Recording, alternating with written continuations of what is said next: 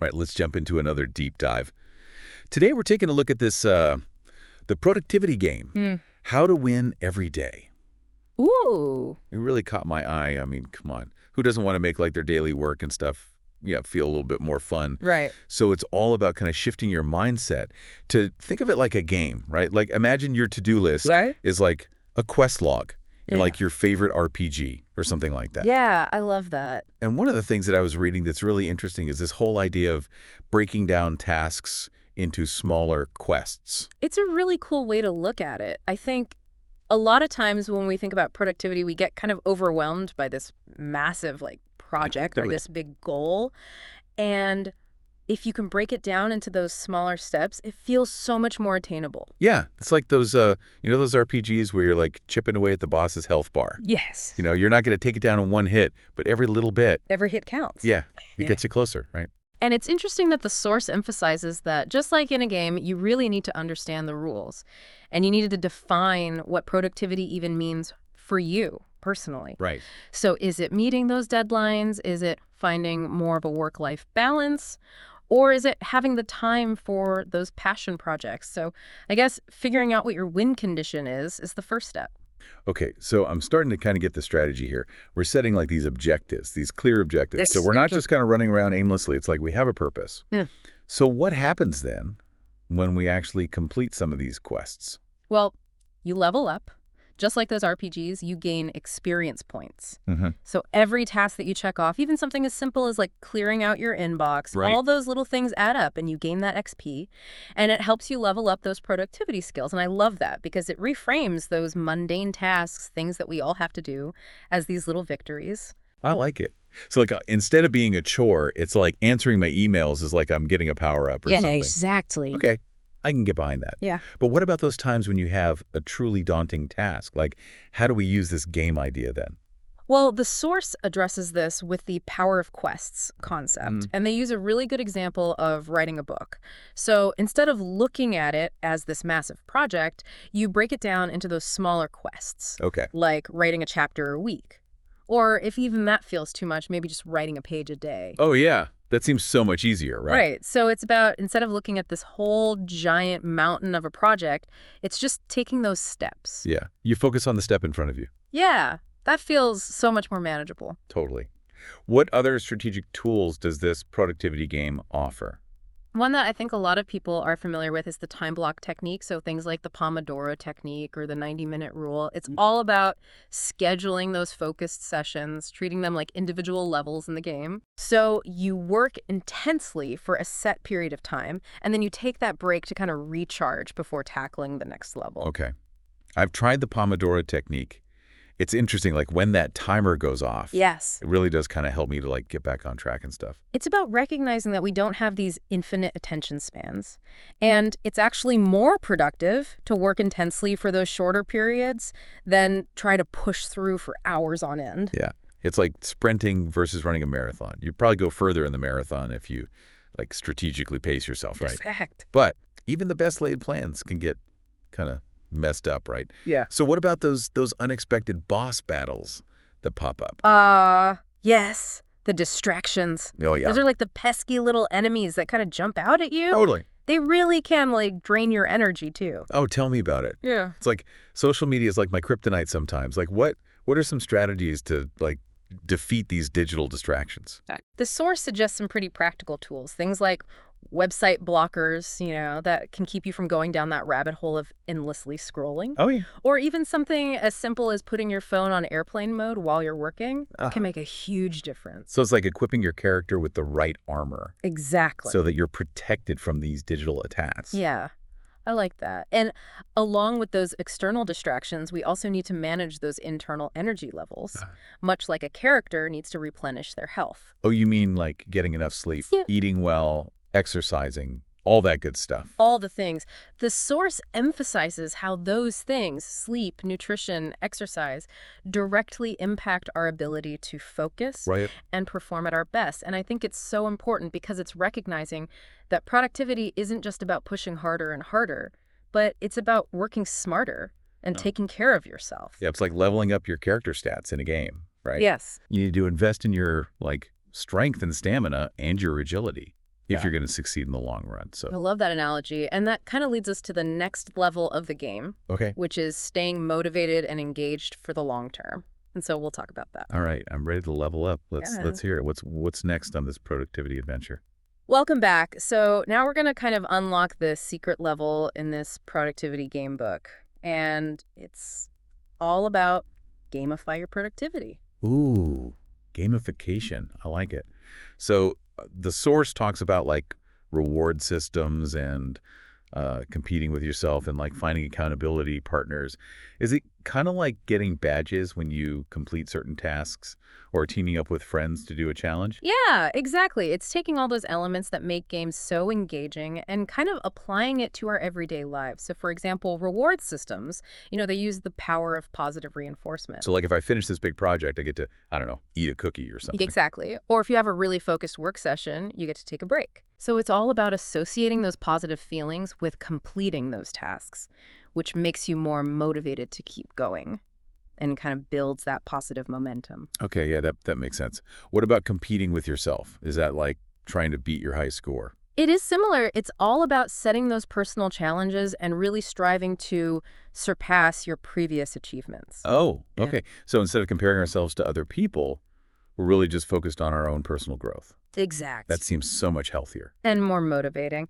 And then, of course, there's the power of accountability partners. Okay. You can think of them as your allies, your teammates in the game. Oh, like I've got my guild or my team to support me. Exactly. So, sharing your goals with a friend or a mentor or even like an online community can give you that extra little boost of motivation. Right. And it can also help you stay on track, when things get a little bit tough. Okay. So I feel like we've covered a lot of ground here in this productivity games. Yeah. We've defined our mission. We've come up with some strategies for conquering these quests. We've even talked about how to manage those pesky distractions. Right. So what's next? Is there like a final boss level or something that we need to like defeat? Yes, there is. It's called Mastering the Productivity Mindset in the book. And it highlights these 4 key traits of people who really succeed, who win at the productivity game.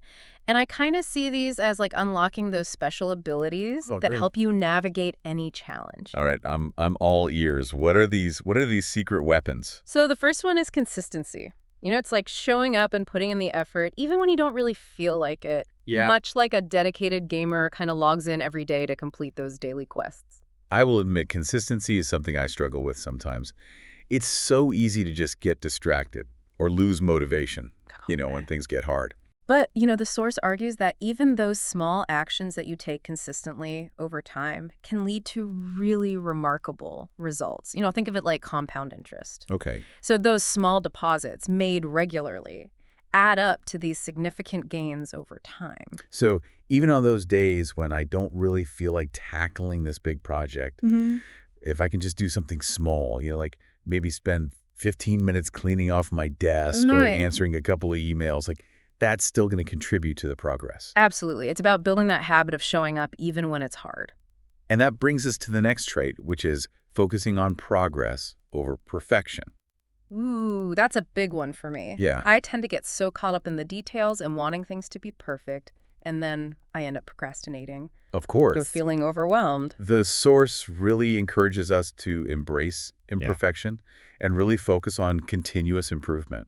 So it's acknowledging that setbacks are going to happen. Yeah. You're not going to have everything figured out from the start. Right. And that's okay. So instead of trying to make this perfect masterpiece the first time around, Yes. it's better to just get started. And, make changes and adjustments along the way. I love that. It's think about it like you're leveling up a skill in a game. Right. You don't start out as an expert. You gain experience through practice, making those mistakes, learning from them, and constantly improving. That's a great analogy. Yeah. Okay, what's the next trait that we need to master? The next one is avoiding burnout, which is so incredibly important these days. Yeah, that's huge, right? It's so easy to get caught up in that hustle and grind mentality and feel like you need to be productive 24/7. All the time. But the source reminds us that productivity isn't about pushing ourselves to the point of exhaustion. It's about finding that sustainable pace that allows for rest and recovery. So like taking breaks and getting enough sleep and even schedule like downtime Yeah. aren't just like luxuries. They're actually like essential parts of the game. Absolutely. It's like managing your energy reserves.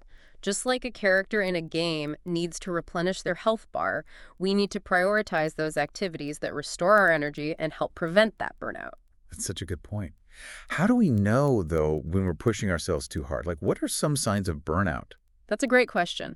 Some common signs are feeling constantly exhausted, like all the time, Mhm. losing motivation, feeling more irritable, or maybe even cynical, and having trouble concentrating. So if I start noticing those things, it's probably a good sign that I need to pause, take a break, Take a break, recharge. recharge a little bit. Exactly. It's about listening to your body, your mind, and recognizing when you need that time to rest and reset. And that leads us to the final trait, which is adaptability. Okay, adaptability. What does that mean when we're talking about productivity? So it's about recognizing that what worked for you in the past might not always be the best approach going forward. Okay. It's about being willing to experiment with different strategies, different techniques, and adjust as needed. So it's not like rigidly sticking to one specific system. It's being open to, evolving and trying new things. Exactly. Embracing that growth mindset and recognizing that the productivity journey is an ongoing process of learning and adaptation. Okay, I like that. So I feel like these 4 traits, consistency, progress over perfection, avoiding burnout, and adaptability, they really do feel like cheat codes for winning this productivity game.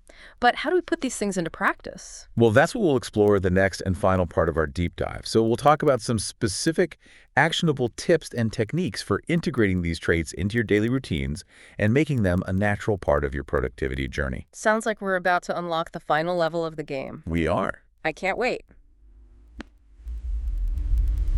Welcome back. It's time for the final level of our deep dive into the productivity game. We've talked about the rules and all sorts of strategies. We even got into the productivity mindset. Right. It's been a journey. Yeah.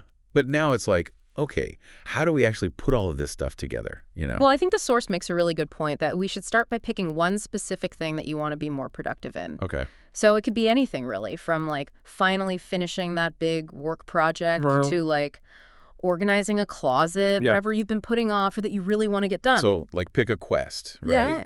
That seems both challenging, but also I could actually do it. Yeah, something achievable. And then remember that power of quests idea we were talking about. Yeah. So break it down into those smaller steps. Don't try to tackle the whole thing at once. Right. So instead of looking at the whole project. The whole mountain. Yeah, I focus on just okay, what's the one level that I need to beat today, Exactly. Yeah. What's that one small action that you can take today to get a little bit closer to that goal? Right. Even a little bit of progress is something to celebrate, right? Right. Yeah, those little wins. Exactly. Okay, so we've chosen our quest. We've broken it down into smaller steps. What about those traits, those essential traits we were talking about, the consistency and progress over perfection, all that stuff? Right. How do we make sure those are part of our gameplay, I guess? Well, consistency is all about building those habits, those daily habits. Right. So could you commit to maybe just 15 minutes a day, even working on that quest? 15 minutes. Yeah, I could do that. Even on a busy day, I could find 15 minutes. Exactly. And remember, progress, not perfection. All right? Yeah. Don't worry about making everything perfect right away. Just get started, make those adjustments along the way. Right. It's like those games where you kind of level up your skills through trial and error. Exactly. You're not going to be a master right away. Right. You got to practice. You got to make those mistakes. Okay. And then we don't want to forget about burnout. Oh, yeah. Right. So make sure you're paying attention to your energy levels as you're working on your quest. So making sure to take breaks and, get enough sleep. Yes. Take care of myself. And then lastly, that adaptability piece. Right. What works for one person might not work for another, right? Yeah. So be open to trying different things. Find what works for you. This has been awesome. I feel like I've learned so much. Oh. I feel like I actually have some tools now to tackle my to-do list. And I don't know, maybe even have a little fun with it too, right? Exactly. That's the goal. It's not supposed to feel like this horrible burden, right? It's a game. Okay. So as we wrap up this final level, Yeah. I want to leave our listeners with a little challenge. Okay. What is one quest, one small quest that you can start today. It doesn't have to be huge, but like what's that one step that you could take to like level up your productivity? Exactly. Celebrate those wins no matter how small. Keep leveling up. And have fun. Most importantly. Yeah. All right. That's a wrap, everybody, on our deep dive into the productivity game. Hopefully you guys have learned some stuff and you're feeling a little more energized and ready to turn that daily grind into, an awesome adventure.